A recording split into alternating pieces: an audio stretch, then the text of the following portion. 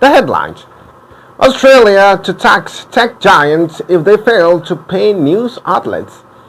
United Nations demand Assad's military collaborators to be brought to justice.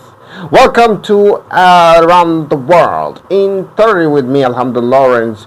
We begin with the Australian government. From January 1st, will force firms like Meta and Google with an Australian-based revenue in excess of 250 million Australian dollars, which is equivalent to $160 million, to pay for content or face a hefty tax bill that could amount to millions.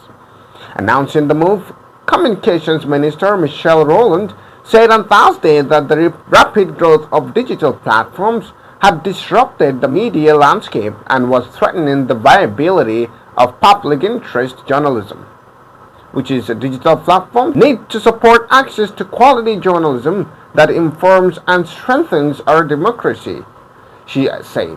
The new rules will shore up traditional media companies waging a battle for survival as their content is made freely available on platforms, wiping out precious advertising dollars. Amid the ongoing crisis, hundreds of Australian journalists have lost their jobs. The Australian government indicted the parent companies of Google, Facebook and TikTok will be targeted by the tax, which will be waived if they voluntarily, and we hope not to raise any revenue. The real objective is to incentivize agreement making between platforms and news media businesses in Australia, Assistant Treasurer Stephen Jones told reporters.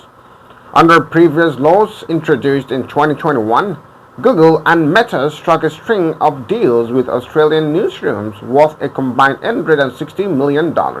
However, Meta, which owns Facebook, Instagram, and WhatsApp, has indicated it will not renew arrangements when they expire in March, arguing that news makes up a tiny portion of its traffic.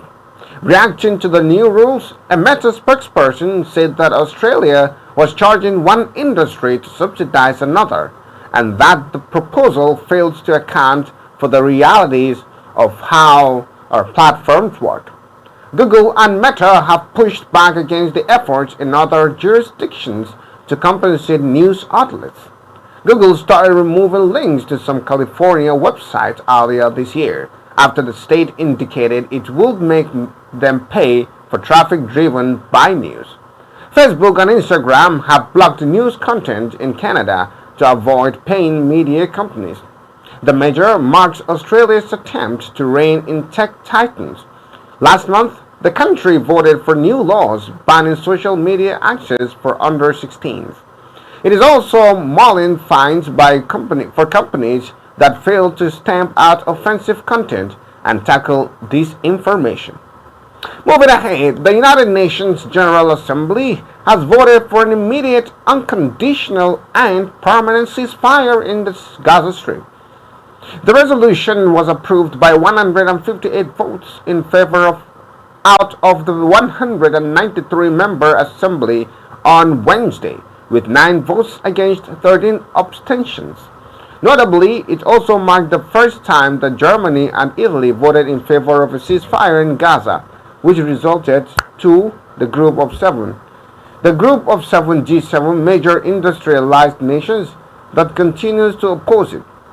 General Assembly resolutions are not legally binding, but they hold political significance, representing the global opinion on Israel's war in Gaza.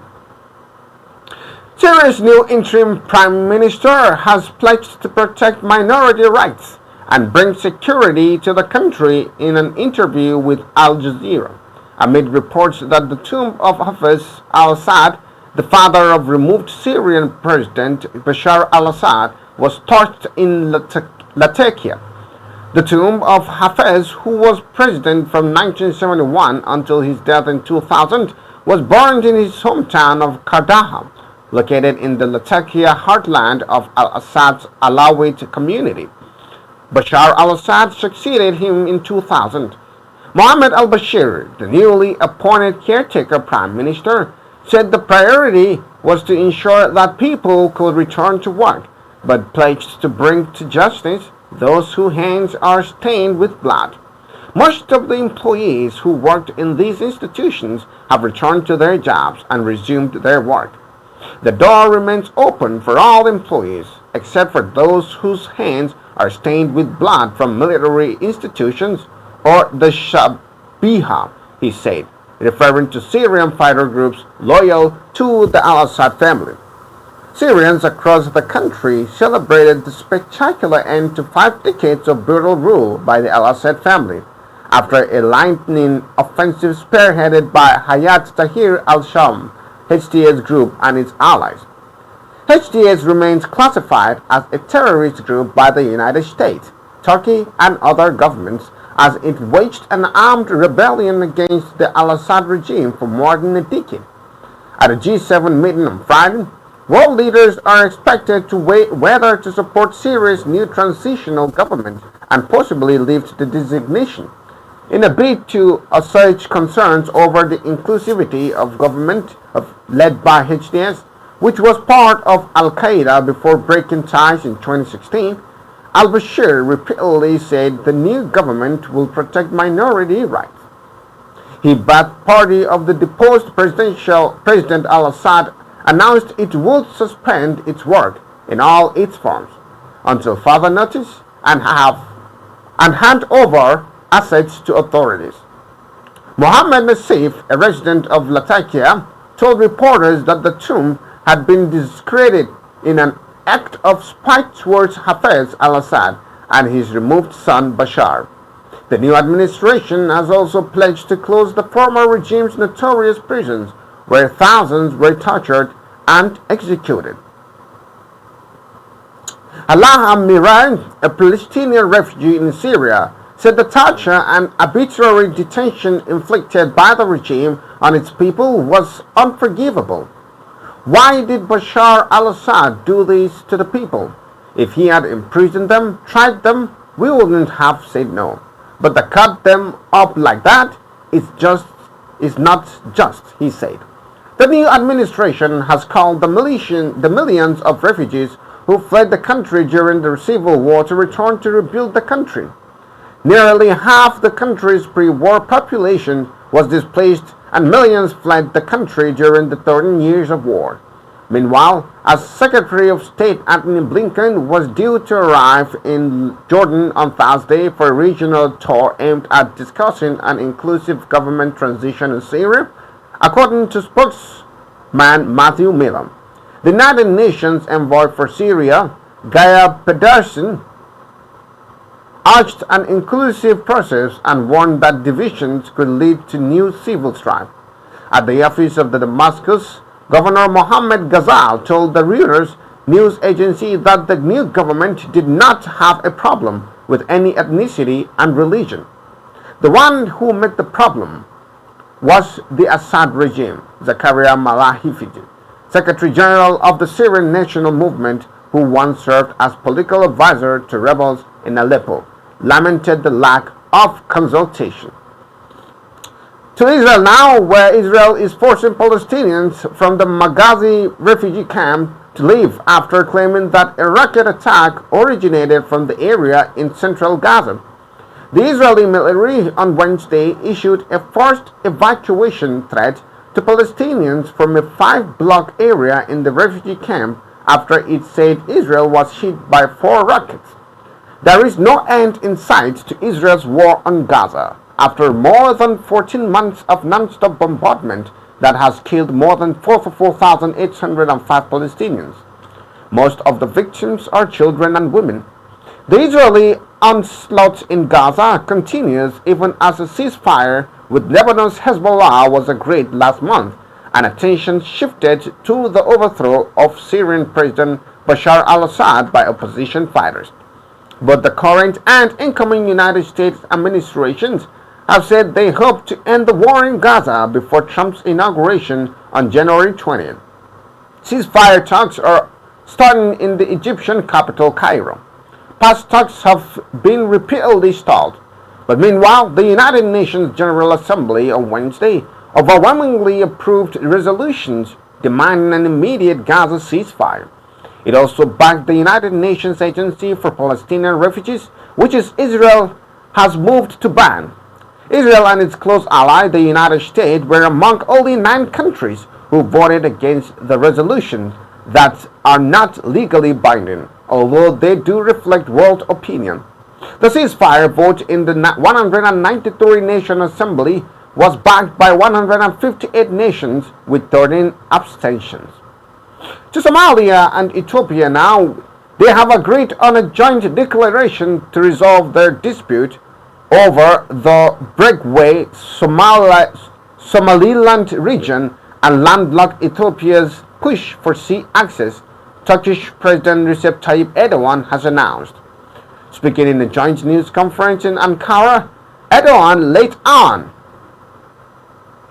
late on Wednesday thanked Somali President Hassan Sheikh Mohamud and Ethiopian Prime Minister Abiy Ahmed for their historic reconciliation. Hailing the agreement, Erdogan said he hoped the deal will be the first step towards a new beginning based on peace and cooperation between Somalia and Ethiopia. Can sea access. I believe with the meeting we had today, especially with Ethiopia's demands to access the sea, my brother Sheikh Mohammed will give the necessary support for accessing the sea, the Turkish leader said.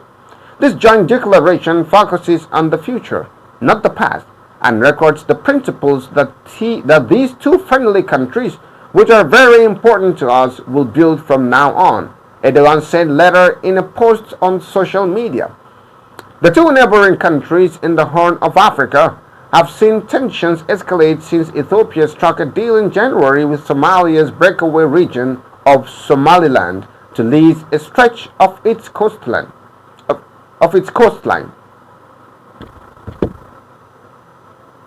For an Ethiopian port and military base in exchange for diplomatic recognition. Somaliland seceded from Somalia more than 30 years ago, but it's not recognized by the African Union or the United Nations as an independent state. Somalia still considers Somaliland part of its territory. Over the years, Somaliland has built a stable political environment, contrasting sharply with Somalia's ally on Wednesday for the attacks, which were the latest following 2 earlier meetings that made little progress. According to the text of the agreement released by Turkey, the parties agreed to leave behind differences of opinion and continuous issues and resolutely move forward in cooperation towards social arrangements and bilateral agreements that would ensure Ethiopia's reliable access to the sea under the sovereign authority no later than the end of February, which are to be completed within 4 months, and continuing differences are to be dealt with through dialogue and, where necessary, with the support of Turkey. The Somali leader, whose remarks were also translated, said the agreement had put a halt to the differences and that his nation was ready to work with the Ethiopian leadership and the Ethiopian people. Turkey has been mediating between the two countries since July, leading discussions aimed at resolving their differences. And to wrap it up, more than a week since South Korea President Yoon Suk-yeol shocked South Korea with his short-lived declaration of martial law, the country's government hangs in limbo. In his first public address that repeated his position that his actions had been legal and aimed at protecting democracy. While Yoon reiterated his apology for causing public concern, he said the opposition had paralyzed his government's ability to function with a highly calibrated and frenzied sworn dance of obstructionist moves. He said he had sent troops to the National Assembly to ensure order in case pandemonium ensued from people gathering at the site and denied attempting to prevent lawmakers from exercising their duties. Whether I'm impeached or investigated, I will fairly confront it, Yoon said. With Yoon facing a second impeachment vote on Saturday, support for the embattled president among his political allies is waning. Han Dong-hoon, the leader of Yoon's Conservative People Power Party (PPP), on Thursday said he would call on his colleagues to support the impeachment.